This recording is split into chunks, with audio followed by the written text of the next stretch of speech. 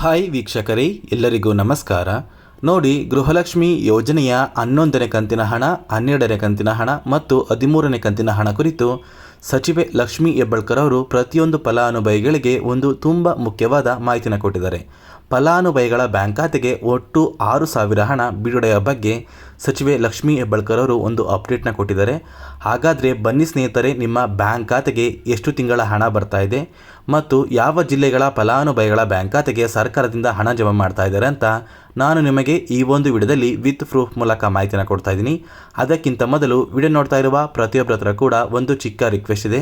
ನೀವೇನಾದ್ರೂ ಇನ್ನೂ ಸಹ ನನ್ನ ಚಾನಲ್ನ ಸಬ್ಸ್ಕ್ರೈಬ್ ಆಗಿಲ್ಲ ಅಂದರೆ ದಯವಿಟ್ಟು ಪ್ರತಿಯೊಬ್ಬರೂ ಚಾನಲ್ನ ಸಬ್ಸ್ಕ್ರೈಬ್ ಮಾಡ್ಕೊಳ್ಳಿ, ಹಾಗೆ ವಿಡಿಯೋಗೆ ಒಂದು ಲೈಕ್ನ ಕೊಡಿ.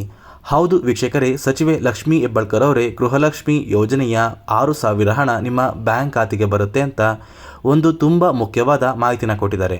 ನಾನು ನಿಮಗೆ ವಿತ್ ಪ್ರೂಫ್ ಮೂಲಕ ಈ ಒಂದು ಮಾಹಿತಿನ ಕೊಡ್ತಾ ಇದ್ದೀನಿ.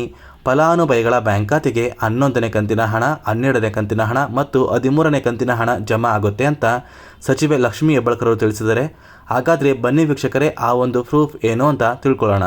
ಗೃಹಲಕ್ಷ್ಮಿ ಯೋಜನೆ 2 ತಿಂಗಳಾಯ್ತು, ಹಣ ಬಂದಿಲ್ಲ ಅಂತ ಬಿಡುಗಡೆ ಮಾಡಾಯಿತು. ನೋಡಿ, ಒಂದು ತಿಂಗಳಿಗೆ, ಒಂದು ನಿಮಿಷ ಹೇಳ್ತೀನಿ, ಒಂದು ತಿಂಗಳಿಗೆ ಸುಮಾರು 3,000 ಕೋಟಿ ಹಣವನ್ನು ಬಿಡುಗಡೆ ಮಾಡ್ತೀವಿ. ಪ್ರತಿ ತಿಂಗಳು ಈ ಎಕ್ಸಸೈಸ್ ಮಾಡ್ತಾ ಇದ್ವಿ.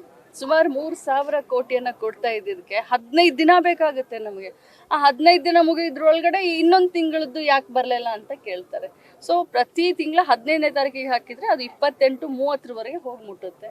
3 ತಿಂಗಳು ದುಡ್ಡು ಬರುತ್ತೆ. ಕೇಳಿದ್ರಲ್ಲ ವೀಕ್ಷಕರೇ, ಸಚಿವೆ ಲಕ್ಷ್ಮೀ ಹೆಬ್ಬಾಳ್ಕರ್ ಅವರೇ ಕೊಟ್ಟಿರುವಂತಹ ಒಂದು ಮಾಹಿತಿಯ ಪ್ರಕಾರ ಫಲಾನುಭವಿಗಳ ಬ್ಯಾಂಕ್ ಖಾತೆಗೆ ಒಟ್ಟು 3 ಕಂತಿನ ಹಣನ ನಾವು ಬಿಡುಗಡೆ ಮಾಡಿದ್ದೀವಿ. ಈಗಾಗಲೇ 11 ಮತ್ತು 12ನೇ ಕಂತಿನ ಹಣ ಮತ್ತು 13ನೇ ಕಂತಿನ ಹಣ ಸರ್ಕಾರದಿಂದ DBTಗೆ ಕಳಿಸಿದ್ದಾರೆ. ಇನ್ನೇನು ಆ ಒಂದು ಹಣ ಫಲಾನುಭವಿಗಳ ಬ್ಯಾಂಕ್ ಖಾತೆಗೆ ಜಮಾ ಆಗೋದು ಮಾತ್ರ ಬಾಕಿ ಇದೆ. ಈಗಾಗಲೇ ಸಾಕಷ್ಟು ಫಲಾನುಭವಿಗಳ ಬ್ಯಾಂಕ್ ಖಾತೆಗೆ ಗೃಹಲಕ್ಷ್ಮಿ ಯೋಜನೆಯ 11ನೇ ಕಂತಿನ ಹಣ ಬಂದಿದೆ.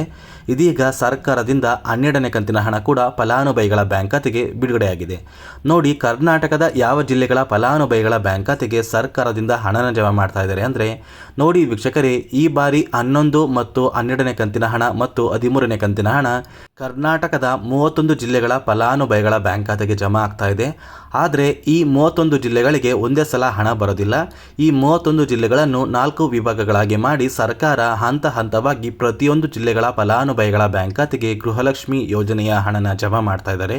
ಆಗಸ್ಟ್ ತಿಂಗಳ ಹಂತದಲ್ಲಿ ಪ್ರತಿಯೊಂದು ಫಲಾನುಭವಿಗಳಿಗೆ ಒಟ್ಟು 12 ಕಂತಿನ ಹಣ ಅಥವಾ 13ನೇ ಕಂತಿನ ಹಣ ನಿಮ್ಮ ಬ್ಯಾಂಕ್ ಖಾತೆಗೆ ಜಮಾ ಆಗಲಿದೆ ಅಂತ ಸಚಿವೆ ಲಕ್ಷ್ಮೀ ಹೆಬ್ಬಾಳ್ಕರ್ ಅವರು ಮಾಹಿತಿನ ತಿಳಿಸಿದರೆ, ಖಂಡಿತವಾಗಿಯೂ ನಿಮ್ಮ ಬ್ಯಾಂಕ್ ಖಾತೆಗೆ ಗೃಹಲಕ್ಷ್ಮಿ ಯೋಜನೆಯ ಎಲ್ಲ ಕಂತಿನ ಹಣ ಬಂದೇ ಬರುತ್ತೆ. ಮತ್ತು ಈ ಬಾರಿ ಸರ್ಕಾರಕ್ಕೆ ಯಾರೆಲ್ಲ ಟ್ಯಾಕ್ಸ್ನ ಪೇ ಮಾಡ್ತಿದ್ದೀರಾ ಅಂದರೆ ತೆರಿಗೆನ ಕಟ್ತಾ ಇದ್ದೀರಾ, ಇಂತಹ ಫಲಾನುಭವಿಗಳಿಗೆ ಗೃಹಲಕ್ಷ್ಮಿ ಯೋಜನೆಯ ಯಾವುದೇ ಕಂತಿನ ಹಣನ ಸರ್ಕಾರದಿಂದ ಬಿಡುಗಡೆ ಮಾಡ್ತಾ ಇಲ್ಲ.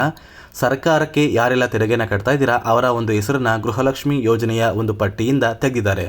ಮತ್ತೆ ವೀಕ್ಷಕರೇ, ನಿಮ್ಮ ಬ್ಯಾಂಕ್ ಖಾತೆಗೆ ಇನ್ನೂ ಸಹ ಗೃಹಲಕ್ಷ್ಮಿಯ ಪೆಂಡಿಂಗ್ ಹಣ ಬಂದಿಲ್ಲ ಅಂದರೆ ಆದಷ್ಟು ಬೇಗ ಮಹಿಳಾ ಮತ್ತು ಮಕ್ಕಳ ಅಭಿವೃದ್ಧಿ ಇಲಾಖೆಗೆ ಭೇಟಿ ನೀಡಿ ಪೆಂಡಿಂಗ್ ಇರುವಂತಹ ಹಣನ ಪಡ್ಕೊಳ್ಳಿ.